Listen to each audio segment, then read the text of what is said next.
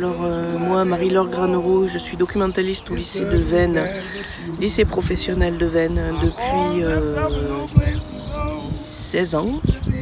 Et moi, Benoît Charlot, professeur de lettres et d'histoire au lycée professionnel de Veynes depuis 4 ans. Je m'appelle Amélie Chamou, je suis comédienne et on m'a demandé d'intervenir au lycée professionnel de Veynes sur 2 classes, en première et en seconde, dans le cadre du prix littéraire des lycéens.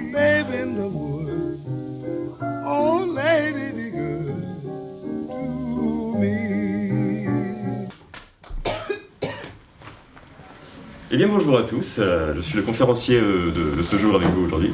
Et je suis très ravi qu'on m'ait invité à présenter ce livre au lycée professionnel Pierre Mendès France. Donc parlons maintenant des livres, de la lecture en général. Pour moi, la lecture c'est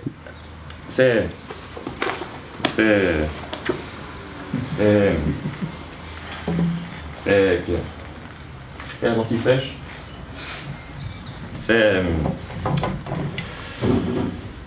Je reviens sous très peu.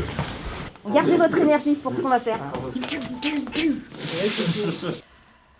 Le théâtre, c'est un outil fantastique en fait pour aider les jeunes à mieux s'exprimer, à prendre confiance en eux,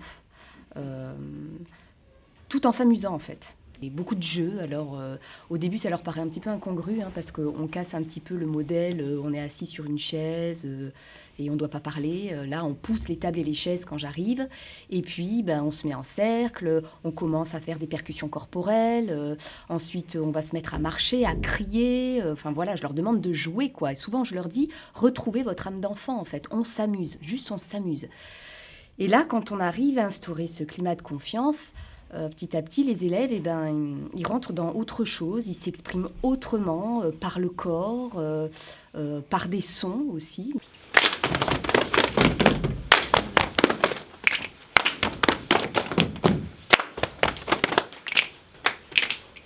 Le matin, c'est la nuit. L'après-midi, c'est la nuit. La nuit, c'est encore pire. Dès qu'on rentre dans l'usine, c'est la nuit. Les néons, l'absence de fenêtres dans tous nos immenses cubes d'atelier. Une nuit qui va durer nos 8 heures de travail minimum. Ils apprennent aussi à jouer ensemble. Parce que dans le théâtre, ce que j'aime beaucoup, c'est la notion de collectif. Les mettre seuls face à eux, à leur possible talent, c'est complètement terrorisant pour eux. Mais par contre, quand on ressent la force du groupe, qu'à plusieurs, on arrive à créer quelque chose, ça, c'est assez jouissif, en fait. Les filles vont commencer à vous brancher et vous allez pas vous laisser faire quand même. Wesh les filles, à Skip c'est bientôt la fin pour vous? Ah, ça vous arrangerait bien. Normal, on garde les meilleurs. C'est nous les meilleurs. Vous éclate. Démonte. 10 fois de suite. Grave. Du sale. Très sale. Eh mec, tu sens là? Ouais mon gars, on est d'accord. Ouais, ça pue le seum ici. Bah viens, on joue. Ah, il s'est pété votre truc. Tu vas voir. À l'ancienne, les filles contre les garçons, tu sais. La base. Moi, le théâtre, ça m'a sauvée. J'étais hyper timide. J'arrivais pas à parler aux autres. Tout me faisait peur. On a besoin de rêves. On a besoin de fantasmer, de s'imaginer des choses. On n'est pas juste des gens qui travaillons, gagnons de l'argent et achetons des choses. On n'est pas juste ça quand même. Le théâtre, ça vous propose quelque chose qui va bien au-delà d'être un travailleur. Saisissez cette chance. Et même si vous sentez à la fin que ça vous correspond moyennement, c'est pas le truc qui vous fait triper, c'est pas grave. Vous aurez appris 2-3 trucs. Voilà. Ça vous aura un peu enrichi.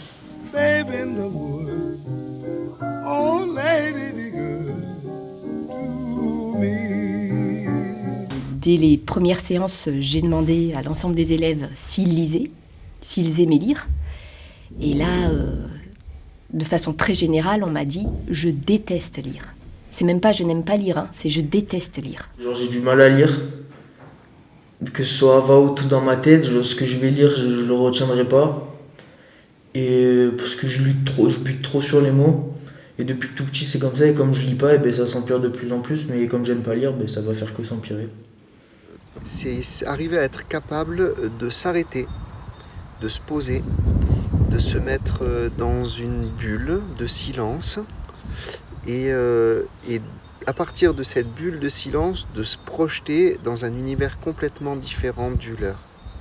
Parce qu'en réalité, quand on est connecté aux réseaux sociaux, on est connecté qu'avec des personnes qui partagent les mêmes choses, pensent comme nous, et finalement on tourne un peu en rond.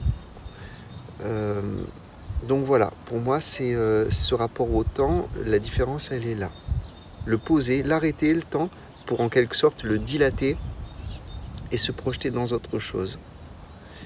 Et laisser le temps à l'imaginaire aussi.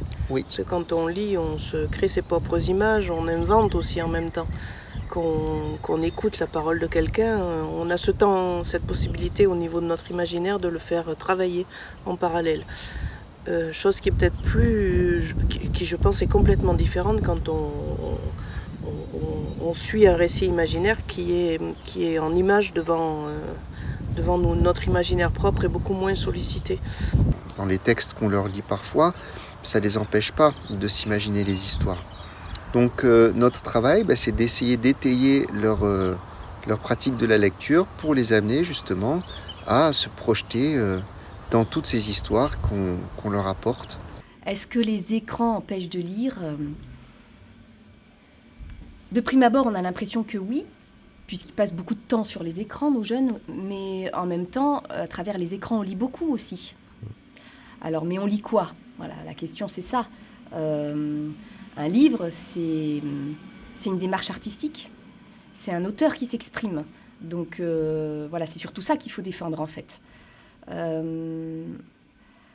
Voilà, donc là, après, je pense qu'on touche à des choses qui sont profondes. Moi, je suis assez sensible à l'argument de Daniel Pénac qui dit que c'est aussi aux parents de lire des histoires à leurs enfants le soir, de prendre ce temps-là. Et même si on prend sur notre temps libre, et même si c'est compliqué, c'est comme ça qu'on transmet le goût de la lecture, avant tout. La lecture, c'est un plaisir. Et on ne peut pas transmettre le goût de la lecture seulement par l'école, comme quelque chose d'obligatoire. Ça se transmet aussi beaucoup dans la cellule familiale. Avant-hier, à la maison, 1 heure ou 2 après la débauche, je mangeais une réchauffe de choucroute du week-end avec un verre de blanc. On cause un peu de l'usine, on boit un coup, je dois avoir les yeux un peu secs et rares du retour et les paroles qui luttent. J'essaie de dire, mais mes mots peinent autant que mon corps quand il est au travail.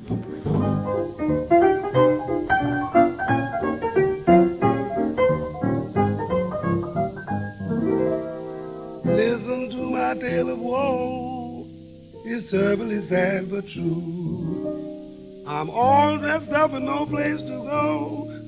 This evening I'm awfully blue. Babe in the woods, oh lady be good to me. Ce qui m'intéresse aussi dans ce prix littéraire, c'était le volet rencontre aussi d'auteurs. Parce que je sais que quand des jeunes rencontrent des auteurs, ça démystifie complètement le livre. En fait, ils ont devant eux une personne réelle, comme eux, entre guillemets, qui peut parler comme eux, qui peut avoir les mêmes soucis qu'eux, et qui peut partager beaucoup de choses. Ils ont d'ailleurs partagé beaucoup de choses, notamment avec Chloé Vary, qui est une jeune femme, et c'est vrai que je pense que ça leur a peut-être, c'est peut-être plus cette rencontre-là qui leur aura peut-être réouvert les portes d'une lecture. C'est juste. Et tu disais démystifier le livre.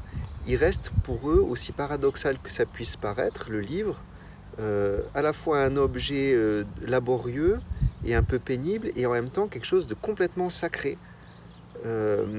Si ça nous est arrivé, oui. Une élève prend la pluie et du coup son livre est mouillé, pour elle c'est un drame. Alors qu'on essaie de lui expliquer que finalement c'est qu'un support, le livre, c'est l'histoire qui est importante. Quand on veut leur faire corner des pages ou écrire dans un livre, on a l'impression de leur demander de tuer son père ou sa mère. Et donc le fait de savoir que derrière il y a des auteurs, il y a des brouillons, Chloé Vary nous a montré des esquisses, ça leur permet de se rendre compte que finalement c'est un objet relativement ordinaire et que le travail qui est derrière, c'est un travail qu'eux-mêmes peuvent faire s'ils en ont envie. Et donc désacraliser le livre, ça leur permet peut-être d'y entrer plus facilement. Qu'est-ce que vous avez aimé dans cette histoire ? Ce qu'on a aimé, c'est parce que c'est une bonne histoire qui montre que dans la vie, d'être une femme, c'est pas toujours facile dans des sports masculins. Après, du coup, ce que vous avez pas aimé, vous? Ils auraient pas, s'ils avaient écrit avec des gros mots, ils auraient pu le rendre accessible à partir d'une plus haute tranche d'âge. Et les gros mots, c'est ce qu'elle a vécu dans son enfance, donc elle a essayé de montrer ce qu'elle vivait et ce qui s'est vraiment passé en expliquant vraiment ce qui se passait à cet âge-là. Et c'est normal, si toi demain tu vas écrire un livre, tu vas marquer ton langage. Donc, non, je vais respecter les plus jeunes âges. Quand même. Oui, mais si c'est une BD, ça veut dire que c'est pas quelque chose que... c'est les gens qui parlent. Tu vois que le livre est dans les tons, ils sont roses, bleus et jaunes. Du coup, elle a voulu rester dans les mêmes coloris dans les dessins. Dans chaque dessin, tu retrouves du bleu, du jaune et du violet. Non, mais je suis déçu quand même. Parce que là, on voit quand même qu'il y a un peu de désordre dans sa chambre. Oui, avec plusieurs coloris de vêtements. Et tout, elle a voulu montrer qu'une ado c'est bordélique, même si c'est pas le cas forcément. Voilà. Oui, c'est pour ça. Donc il fallait pas montrer. Fallait pas montrer qu'elle ait plusieurs couleurs de vêtements. Je sais pas, moi je m'habille pas tous les jours pareil. Oui, mais là on s'en fait. Oui, mais là c'est une BD, mais. Mais non, mais c'est pour donner un exemple. Moi je trouve que c'est un détail que vous chipotez un peu pour rien parce que. Ouais, et alors on en dit de chipoter, on chipote. Qu'avez-vous pensé des personnages secondaires? C'est des mauvaises personnes. Comme qui? Comme Bilal. Et pourquoi?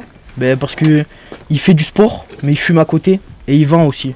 Du coup, il faudrait pas que Barbara, une personne saine comme elle, qui se donne à fond dans le foot, elle traîne avec ce genre de personnes. Après, moi je pense pas que c'est une personne mauvaise pour Barbara, vu que je trouve pas qu'elle est influençable. Après, ils partagent la même passion, donc voilà. Moi je retiens ça. On n'est pas dans un conte de fées, tu vois. Oui, donc, on devrait mettre les femmes. Chacun son avis. Ah. Vous avez dit que ça vous choquait le vocabulaire qu'il y a dans le livre. Mais je comprends pas comment ça peut vous choquer, sachant que vous parlez tous les jours avec ce langage-là. Est-ce que tu laisserais lire ce livre à ton enfant de 10 ans qui va apprendre ce genre de grossièreté? Tout le monde grandit et on commence à utiliser des mots comme ça, et certes c'est pas bien, mais c'est la vie réelle en fait. C'est pour montrer la vraie vie. Il n'y a pas tout qui est beau, tout est rose. C'est pas... Oui, on lit pas les schtroumpfs là. Moi j'ai lu le livre, j'ai pas pour autant que je vais parler comme ça. Est-ce que vous pensez que le langage, c'est la seule chose qui pourrait être censurée dans ce livre? Oui. Non. Dans ces cas-là, à un moment donné, il y a un acte un peu sexuel. Je suis désolée, il y avait qu'à le censurer aussi. Oui, ouais, c'est réel. Voilà, je vais pas parler de ça, mais dans ce cas-là, on censure tout et on raconte rien. Et, En gros, tu dis, parce qu'il y a un vocabulaire grossier et tout, ça incite à parler mal. Mais quand tu dis un truc avec tu as lu des trucs avec des vocabulaires soutenus, et pourtant tu parles pas tout le temps très bien. Ça nous incite à parler mal en voyant ce genre de mots. Après, en lisant des livres soutenus, ça peut nous inciter aussi à parler de ce style. Tu le fais pas. Ouais, tu le fais pas. J'ai pas dit que tu le ferais, j'ai dit ça peut inciter. Mais ça, j'ai jamais dit que tu le ferais direct. Personne, oui. Non. Ce genre de vocabulaire incite à parler comme ça. Après, le livre soutenu, ça peut inciter aussi à parler de manière soutenue. Vous avez dit que c'était inspiré de faits réels. Donc si c'est inspiré de faits réels, elle doit écrire comme elle parle dans la vraie vie. C'est ce que je disais. Si elle parle comme ça dans la vraie vie, elle va pas écrire qu'elle parle en langage soutenu avec ses collègues. Rania, oui. Verrais-tu ton futur enfant dire devant toi elle tue sa mère en parlant des baskets? Alors déjà, mon enfant, je lui ferai lire des choses qui sont adaptées à son âge. Donc, entre adapté et accessible, il y a une différence. C'est accessible à tout le monde. Tu peux le donner à ton frère et à ta petite sœur, comme je peux le donner à n'importe qui.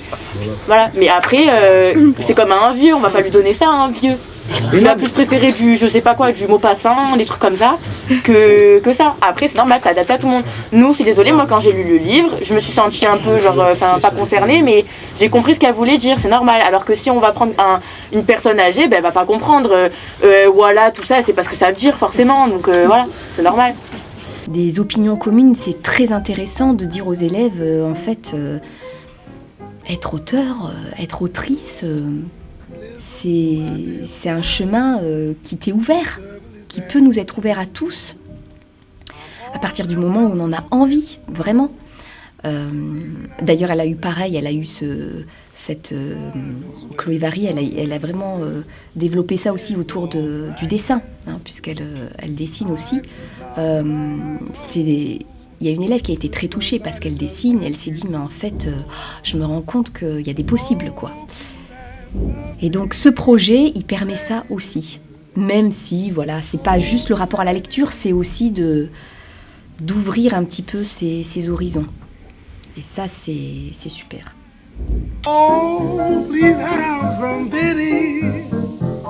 I'm all alone in this big city. I'm just a lonesome babe in the woods. Oh, lady, be good to me.